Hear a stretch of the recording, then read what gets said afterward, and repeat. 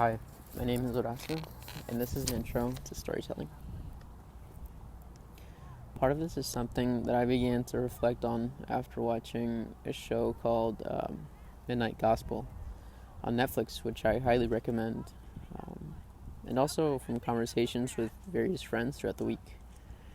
We talk about oral traditions and what we felt about them. And when I think about oral traditions, I usually think from two perspectives. They're like two little characters inside of me, and one is my spiritual, like, open to anything persona, and the other is the westernized, is this conventional science colonizer type of person. So thinking about oral tradition, my little colonizer is saying that they're just primitive cultures playing telephone with each other, and that the original story probably doesn't even resemble like the original anymore. And kind of like like immediately I'm like, damn, it's kind of harsh.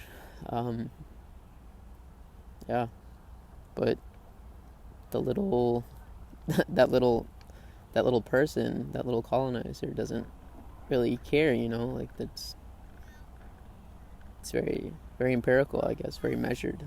And there's a sort of sterility to that. On the other hand, there's the more spiritual and accepting being that is kind of comes from the realm that all is possible. They see a world filled with mystery and wonder, but don't immediately harden their heart because it's too much like a miracle. That person looks at a term like oral tradition and imagines that the story is much more alive than you would automatically believe. That that they are as much a part of our DNA, that the stories are as much a part of our DNA as the trees and that the water is.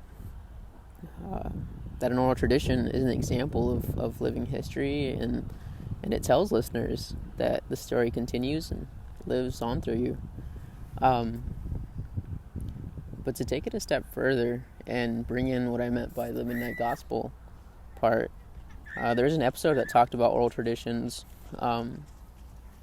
and what was happening, like both physically and metaphysically.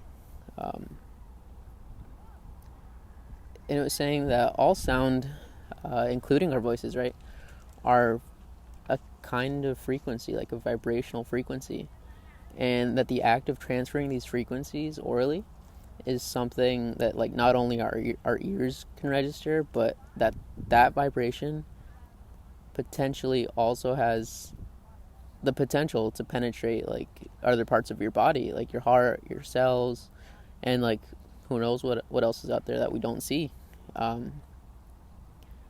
But the issue is that we've become so numb to sounds these days,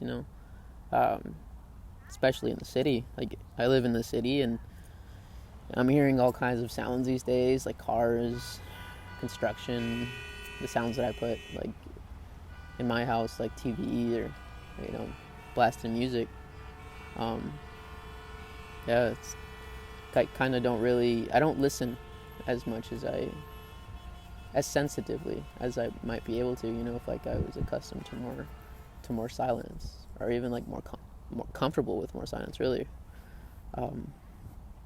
But my question then becomes, like, where does the story reach you, or how does the story reach you? Is it in your head? Is it in your heart? Do you feel it somewhere else, maybe, like not even on your body? Do you feel it like externally? We can, we if we're brave enough to believe that there's a world behind the one that we see, and that we have a potential to interact with it. Like that sounds like growth, maybe. Like, it sounds like another way of thinking, another way of feeling. and really it's an experiment, and I can't think of like a more scientific thing to do is to like experiment with like your senses, experiment with like your experience here on Earth, and the way and the things that we've kind of taken for granted, that I've taken for granted, that I know that I have. Yeah.